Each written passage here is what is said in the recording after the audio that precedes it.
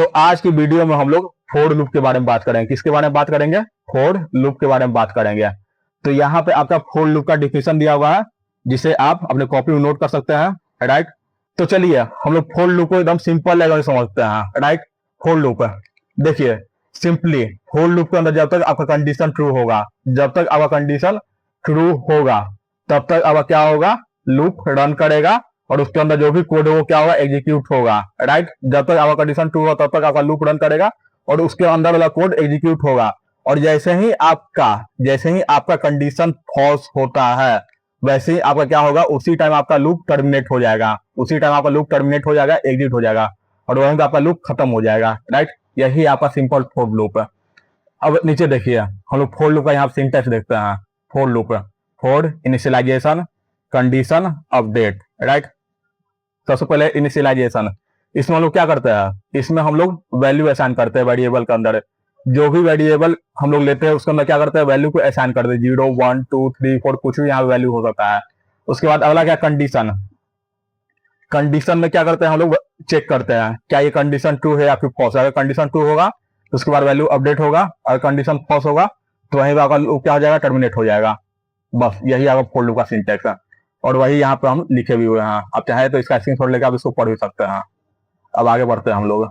तो ये आपका सिंपल फोर लूप का एक फ्लो चार्ट है, राइट। चलिए इसे समझते हैं।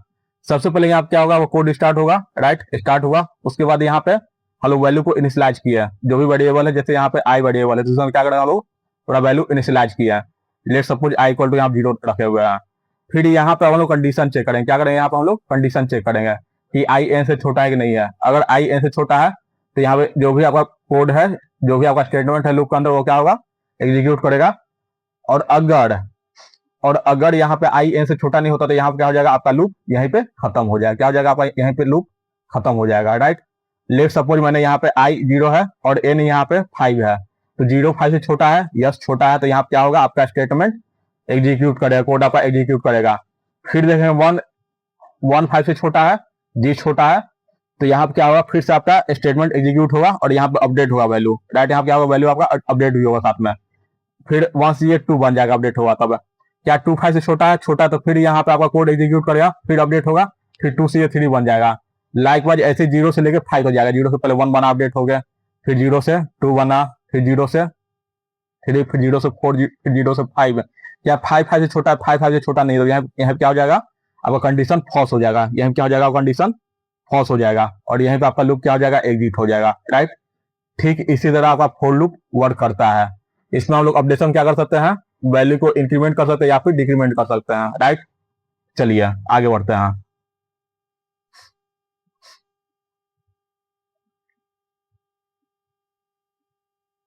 तो यहां मैं कुछ क्वेश्चन लेकर आया हूं फोर लूप के अंदर। तो अभी फिलहाल हम लोग इसमें 3 क्वेश्चन करते हैं, राइट, और बाकी सभी क्वेश्चन हम लोग अपने लेक्चर में करेंगे, प्रैक्टिस सेशन में, राइट। चलिए सबसे पहला क्वेश्चन लोग अभी सॉल्व करते हैं। Write a program to print number from 1 to 10 using a for loop, right. तो ये है हमारा पहला क्वेश्चन, जहां पर हम लोग क्या करना है, 1 से 10 तक नंबर प्रिंट करवाना है। किसके हेल्प से, फोर लूप के हेल्प से, राइट।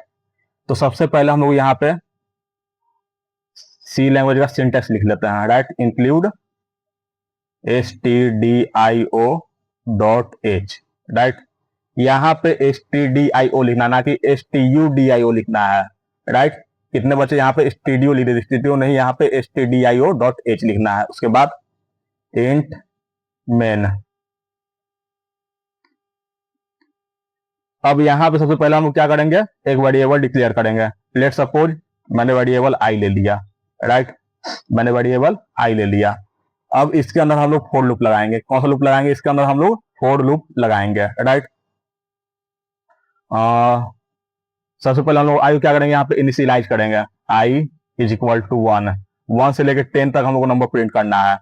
तो ऑब्वियस बात है, कंडीशन हम लोग क्या चेक करेंगे कि जो भी हमारा आई में वैल्यू होगा वो क्या होगा, 10 या फिर 10 से क्या होगा, छोटा होगा, राइट। ये हमारा कंडीशन हो गया। और अगर कंडीशन ट्रू होता तो यहाँ क्या अपडेट करेंगे, आई को इंक्रीमेंट करेंगे, राइट, ताकि आई इंक्रीज करता रहे, 1 से 2, 2 से 3, 3 से 4, 4 से 5, ऐसे 10 तक जाए, राइट। चलिए अब यहाँ पे इसके अंदर हम लोग प्रिंटफ का यूज करेंगे, क्यों, वैल्यू प्रिंट करने के लिए, राइट। प्रिंटेव एक्सटी में फंक्शन है जिसे क्या करते हैं हम लोग वैल्यू को प्रिंट करते हैं, आउटपुट देते हैं स्क्रीन पर, राइट। चलिए अब यहाँ पर प्रिंट क्या करेंगे हम लोग, एक एक करके जो भी नंबर है उसको क्या करना है हम लोग को प्रिंट करना है, %d/n। यहाँ /n क्यों दी है, ताकि 1 2 एक लाइन में नहीं है, 1 2 एक एक करके हर एक लाइन में है, पहले 1 फिर 2 फिर 3 फिर 4, इसलिए यहाँ /n दे दिया है। और इसको हम चाहते हैं आई में स्टोर करें, राइट। अब उसके बाद यहाँ पे लिखेंगे रिटर्न 0, वैल्यू को रिटर्न करने के लिए। और यहाँ पर हमारा कोड खत्म हुआ। देखिए हम लोग यहाँ क्या किया, सबसे पहले यहाँ पर हम लोग सी का सिंटेक्स दे दिया, उसके बाद इंट आई हम लोग वेरिएबल डिक्लेयर किए आई को, फिर आई में 1 को इनिशियलाइज किया, 1 को आई में क्या किया, सबसे पहले इनिशियलाइज किया, वैल्यू को इनिशियलाइज किया। उसके बाद हम लोग यहाँ कंडीशन देखें कि आई जो है 1 जो है 10 से छोटा है या फिर नहीं। तो 1 10 से छोटा है तो यहाँ पर हम लोग 1 को क्या करवा दिए, प्रिंट करवा दिया, 1 को प्रिंट करवा दिया। उसके बाद फिर वैल्यू को अपडेट किया, 1 क्या हुआ, ये 2 हो गया। क्या 2 जो है 10 से छोटा है या नहीं, छोटा है तो यहाँ क्या, फिर हम लोग 2 को प्रिंट करवा दिया। फिर यहाँ पर अपडेट के बाद 2 से 3 हो गया, क्या 3 10 से छोटा है या फिर नहीं, 3 छोटा है तो यहाँ 3 को प्रिंट करवा दिया। लाइक वाइज ऐसे 10 तक यहाँ पे ले गए हैं, तो यहाँ पर 1 से लेकर 10 तक नंबर आगा प्रिंट हो जाएगा। चलिए इसको मैं अभी लाइव इसका आउटपुट दिखाता हूँ टर्मिनल पर। सबसे पहले हम क्या करेंगे, कोड को कंपाइल करेंगे। क्या करेंगे, सबसे पहले हम लोग कोड को अपने कंपाइल करेंगे, राइट। जीसीसी फाइल का नाम क्या है, यहाँ फाइल नेम लिखते हैं पोस्टन 1.c, यहाँ पर आउटपुट देंगे और यहाँ पर जिसमें देना है आउटपुट वो लिखेंगे यहाँ पर, ठीक है। तो यहाँ पर हम लोग कोड लिखते हैं क्योंकि यहाँ पर हम लोग पहले ही से code.exe बना हुआ है। अगर आपका विंडोज है तो यहाँ पर .exe आएगा, अगर आपका मैक या फिर लिनक्स है तो यहाँ पर यूजुअली यहाँ पर कोई भी एक्सटेंशन नहीं आता है। मैक का कोई ऐप आता है लेकिन यूजुअली उसमें कोई भी एक्सटेंशन नहीं आता, लेकिन यहाँ पे विंडोज में .exe आता है, ठीक है। तो चलिए इसको कंपाइल करते हैं। इसको कंपाइल किया हम लोग, अब कोड को हम लोग रन करके देखते हैं। वहां सिलेक्ट एंटर, यहाँ पर नंबर आगा प्रिंट हो गया। तो यहाँ पर हमारा पहला क्वेश्चन सॉल्व हो चुका है। हम लोग क्वेश्चन नंबर 2 देखते हैं अपना। Write a program to print the sum of first n natural number using a for loop. सबसे पहले हम लोग यहाँ सिंटेक्स दे देते हैं सी का, इंक्लूड stdio.h। हमेशा यहाँ पे stdio.h लिखना, ना कि स्टूडियो लिखना, ठीक है। इसको अपने दिमाग में बैठा लीजिए, इंट मैन, राइट। अब यहाँ पे क्वेश्चन आप समझिए, आप क्वेश्चन में क्या बोल रहा है, यहाँ पे फर्स्ट n नेचुरल नंबर का सम मांग रहा है। तो यहाँ पे जो भी n है वो हम लोग किससे लेंगे, यूजर से इनपुट लेंगे। किससे लेंगे इनपुट, ये हम लोग यूजर से इनपुट लेंगे। और यूजर से इनपुट लेने के लिए हम लोग scanf फंक्शन का यूज करते हैं, राइट। चलिए इसको भी बनाते हैं। सबसे पहले यहाँ पर हम लोग वेरिएबल डिक्लेयर करेंगे, लेट्स सपोज i n, और जिसमें स्टोर करें सम को, वो यहाँ डिक्लेयर कर देते हैं, राइट। यहाँ पे n हम लोग यूजर से लेंगे, i में वैल्यू अपडेट होगा, और सम में क्या होगा, जो भी हम लोग सम करेंगे वो सम के अंदर जाकर स्टोर होगा, और लास्ट में हम लोग सम को प्रिंट करेंगे। तो सबसे पहले हम लोग अब यूजर से, जो भी हमारा यूजर उससे क्या मांगता है, वैल्यू मांगता है। भाई तुम जल्दी से वैल्यू बता दो, इंटर द वैल्यू, जल्दी वैल्यू बताओ भाई, ताकि मैं यहाँ सम निकाल दूं। अब यूजर भाई कैसे वैल्यू बताएगा, तो उसके लिए हम लोग scanf फंक्शन का यूज करेंगे, ताकि हम लोग यूजर से उसका इनपुट ले सके, राइट। %d, और इसको हम लोग डबल कोट में क्लोज कर देंगे, राइट। अब हम लोग ये जो है, जो भी यूजर से हम लोग इनपुट लेके इसको किस में स्टोर करेंगे, इसको हम लोग n में स्टोर करेंगे, राइट। और यहाँ पर सेमीकोलन। अब इसके बाद यहाँ पर हम लोग फॉर लूप का यूज करेंगे, अब फॉर लूप का, ठीक है। फॉर लूप सबसे पहले हम लोग i में वैल्यू इनिशियलाइज करेंगे, 1 ले लेते हैं, राइट, क्योंकि हम लोग 1 से सम स्टार्ट करेंगे करना। उसके बाद यहाँ पर अब हम लोग कंडीशन लगाएंगे, और कंडीशन क्या होगा, जो भी n नेचुरल नंबर यूजर देगा उससे क्या होना चाहिए, i आपका छोटा होना चाहिए, राइट। उससे आपका i छोटा होना चाहिए, तभी क्या होगा, सम होगा, राइट। और उसके बाद यहाँ पर हम लोग वैल्यू को इंक्रीमेंट करेंगे। अब यहाँ पर सम इक्वल टू 0 लिया हम लोग, ठीक है। क्यों, क्योंकि सम जो है पहले हम लोग 0 से स्टार्ट होगा, उसके बाद उसमें सम होगा तो उसमें स्टोर होते जाएगा। Sum is equal to sum plus i, right, sum plus i। और जो भी यहाँ पे सम हो जाएगा पूरी तरह से खत्म हो जाएगा, तो यहाँ पे लास्ट हम लोग क्या कर देंगे, प्रिंटफ में हम लोग जो फाइनल सम आएगा उसको यहाँ पे स्टोर करेंगे, सम इज परसेंट डी हम क्या करते हैं, इंटीजर को स्टोर करते हैं। ये भी अपने दिमाग में बैठा लीजिए, राइट। और यहाँ पे हम लोग सम इज परसेंट डी, ठीक है, परसेंट डी। और हम लोग सम को किसमें स्टोर करेंगे, सम में ही स्टोर करेंगे, राइट। जो सम में वैल्यू आएगा उसको हम लोग प्रिंट करेंगे। जो भी हमारा सम में वैल्यू आएगा उसको क्या करेंगे, हम लोग प्रिंट करेंगे लास्ट में। और लास्ट में रिटर्न 0 करके वैल्यू रिटर्न करेंगे। और यहीं पे आपका ये भी कोड खत्म हुआ, राइट। अब चलिए इसको मैं आपके सामने रन करा के दिखाता हूँ। सबसे पहले इसको क्या करेंगे, हम लोग कंपाइल कर लेंगे जीसीसी कोस्टन 2.c ओ code.exe, तो यहाँ कोड लिख देंगे। अब इसको हम लोग रन करेंगे कंपाइल करने के बाद। अब यहाँ पूछा वैल्यू क्या ले ले बताओ। वैल्यू ले सपोज 7 ले लेता है, थाला फॉर रीजन 28 है। अगर हम लोग 7 वैल्यू का सम 28 आया, इसके बाद आप सम करके देख लीजिए। 1 + 2 3, 3 + 3 6, 6 + 4 10, 10 + 5 15, 15 + 6 21, 21 + 7 28। सिंपल। एक और करके देखते हैं यहाँ पे कोड, यहाँ पर रन की इसको। अब फिर से यहाँ वैल्यू पूछ रहा है, 10 ले लिया। अब इसी तरह 10 नंबर का हम लोग सम निकालेंगे तो 55 आएगा। 10 नंबर सम निकालेंगे तो 55 आएगा। ये सम करके देख लीजिएगा। तो इसी के साथ हमारा दूसरा क्वेश्चन भी सॉल्व हुआ।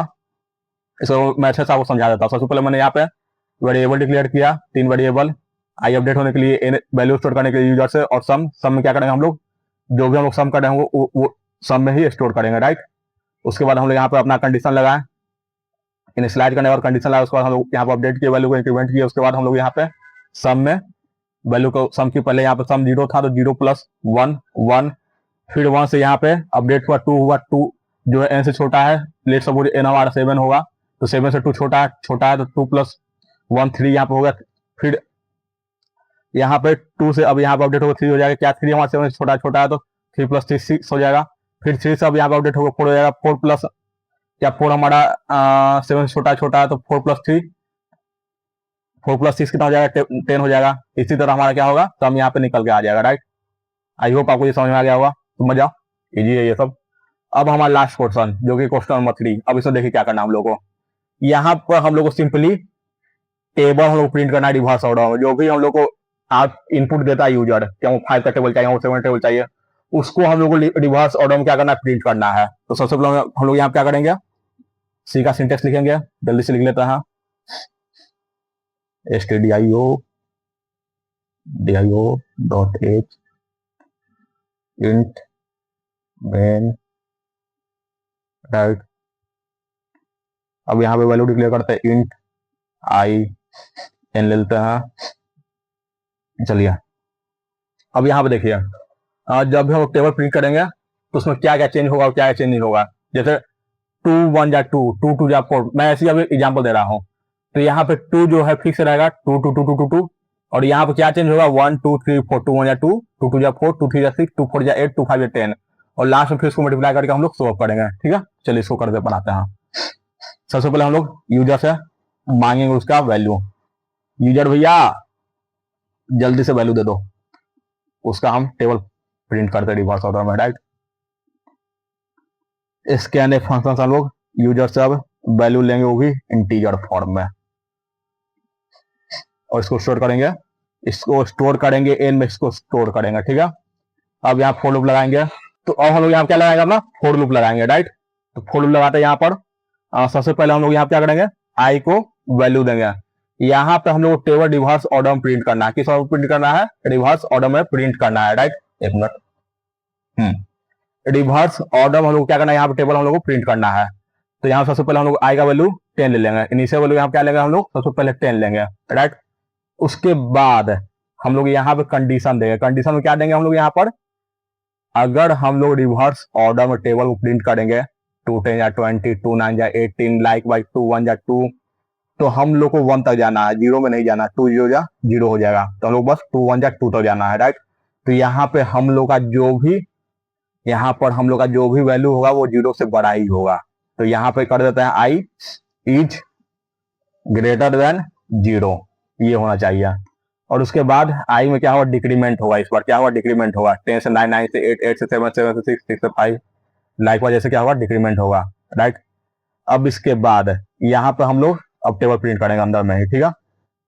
यहाँ पर हम क्या करेंगे, अंदर में अब टेबल प्रिंट करेंगे।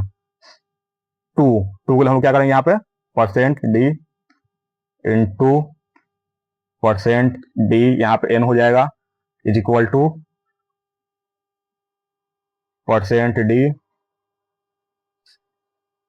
सबसे पहला % क्या आएगा, आई आएगा, आई नहीं, सॉरी n आएगा, जो कि यूजर हम लोग को वैल्यू देगा, जिसका टेबल हमको प्रिंट करना होगा, जैसे 5 6 जो भी हो, ठीक है। उसके बाद आई आएगा, उसके बाद n इंटू आई आएगा, ठीक है। यहाँ पे हो गया आपका टेबल प्रिंट हो गया यहाँ पे। अब यहाँ पे हम लोग वैल्यू को सिंपली रिटर्न कर देंगे और हमारा यहाँ पे कोड कंप्लीट हुआ। सबसे पहले फिर से कोड को कंपाइल कर दे जल्दी से। फाइल का नाम क्या है, क्वेश्चन 3.c ओ कोड। अब यहाँ पे कोड को हम लोग रन करेंगे। बताइए किसका टेबल हम लोग प्रिंट करें, 5 6 7 8 क्या करते हैं, नहीं 18 विराट कोहली जर्सी नंबर।